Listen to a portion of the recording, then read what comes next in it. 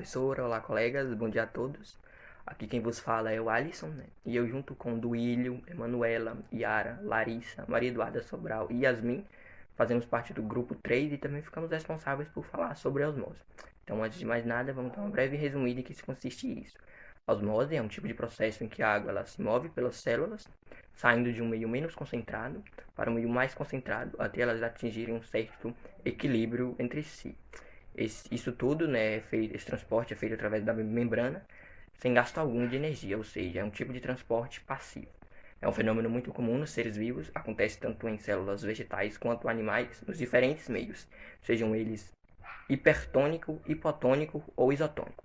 Agora, para dar continuidade, passo a palavra para os meus colegas. Eu me chamo Manuela Aparecida e componho o grupo 3 de Biologia. Depois de conceituado o processo, agora iremos exemplificar o que é a osmose. Bem, trata-se da passagem, como já vimos, do solvente, e se pegarmos os fluidos biológicos, o principal solvente é a água. Se pegarmos também um corpo humano do sexo masculino de 20 a 30 anos de idade, com 1,70 m de altura, pesando 70 kg, enfim, o indivíduo padrão, nós teremos uma composição média de 70 a 80% de água dentro do seu organismo. Agora iremos relembrar aquela clássica forma de quando introduzimos o estudo da química. Soluto mais solvente é igual a solução. Devemos ter em mente que toda solução tem uma concentração. E agora iremos exemplificar isso de uma maneira muito simples. Vocês, eu tenho certeza que já fizeram um suquinho tanque em casa. E aqui nós temos 2 copos com o mesmo volume de água. Em um eu irei adicionar uma colher de chá, que corresponde a 5 gramas do pozinho. E no outro copo eu irei adicionar uma colher de suco, que equivale a 15 gramas do pozinho. Se analisarmos bem, esse copo há uma menor concentração do pó do que esse. Agora iremos analisar uma esquematização para esclarecer alguns termos. Bem, essa daqui é a esquematização.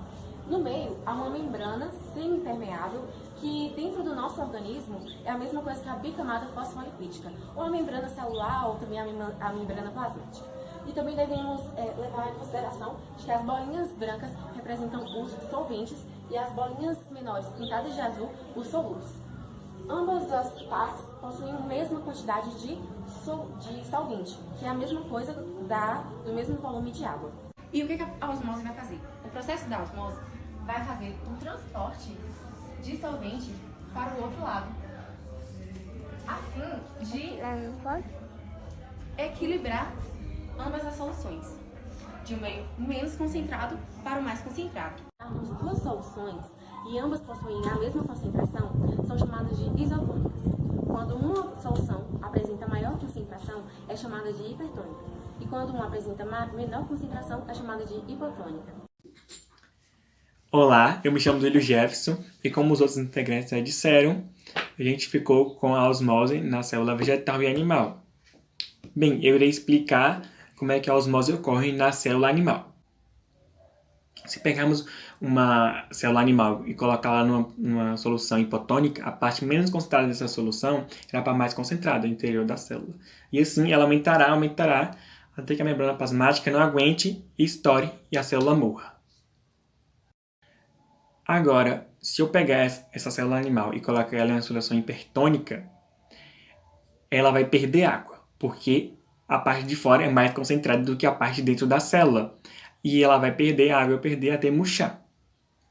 Se eu pegar agora uma célula animal e colocar ela numa solução isotônica, diferente das outras, ela não vai mudar, por causa que está a concentração tanto fora como dentro da célula. Então, haverá troca de iguais.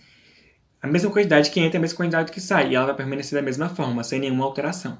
Oi, meu nome é Larissa e eu vou explicar como ocorre a osmose numa célula vegetal. Ela ocorre de forma semelhante a uma célula animal, porém existem algumas particularidades devidas à presença da parede celular. Então, vamos supor que uma célula vegetal está presente numa solução hipotônica. O que acontece? A água presente nessa solução entrará na célula, pois ela sai do ambiente menos concentrado para o mais concentrado, e essa célula ficará cheia no seu limite, porém, diferente da célula animal, ela não irá se romper, não irá estourar, continuará com a sua estrutura intacta. E se essa célula vegetal estiver presente numa solução isotônica, o que ocorre? Nesse caso, A água irá entrar, irá sair, na mesma intensidade não ocorrerá nenhuma alteração na célula. E se essa célula estiver presente numa solução hipertônica? Nesse caso, a água presente dentro da célula irá sair para o meio externo, E acontecerá um fenômeno que vocês podem observar agora no experimento. Eu sou Yara e faço parte do grupo 3. Hoje eu vou mostrar a experiência chamada batata chorona. Para essa experiência, eu irei utilizar 3 batatas. Eu vou cortá-las no meio e tirar essa parte e adicionar. Em 2 delas eu vou adicionar, em uma eu vou adicionar açúcar e outra eu vou adicionar o sal. Nessa eu não vou colocar nada e vou deixar para ver o que acontece. Eu cortei as batatas e nessa eu coloquei sal, nessa açúcar e nessa aqui nada. Bom, já se passaram 30 minutos e podemos perceber que a batata que não foi adicionada nada, nem sal nem açúcar, continua intacta e com a mesma consistência, diferente das batatas que eu coloquei o sal e coloquei açúcar.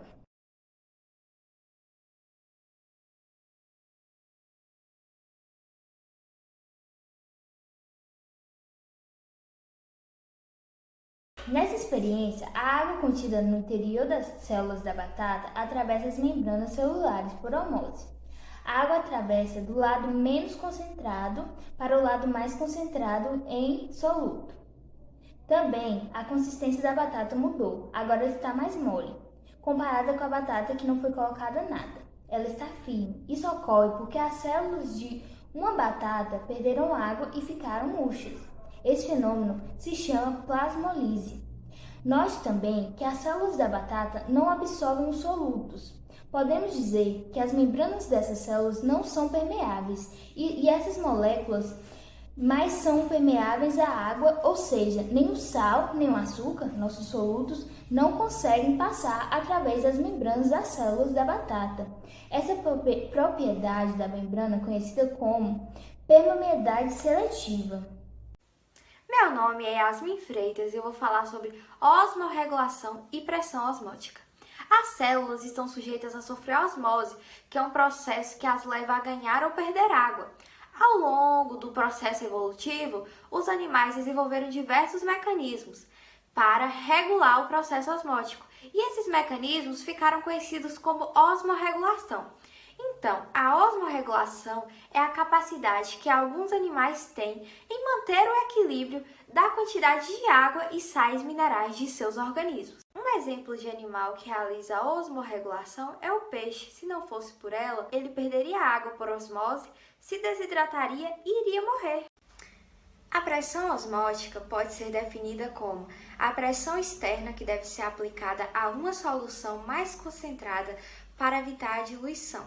Elas podem ser classificadas em solução hipertônica, solução hipotônica e solução isotônica. Para calcular a pressão osmótica, utiliza-se a fórmula π igual a m vezes r vezes t vezes i. π, que é a pressão osmótica, m, que é a concentração em mol, r, que é a constante universal dos gases, t, que é a temperatura na escala absoluta, i, que é o fator de Van Hoff, que é utilizado para calcular e analisar os efeitos coligativos em soluções iônicas.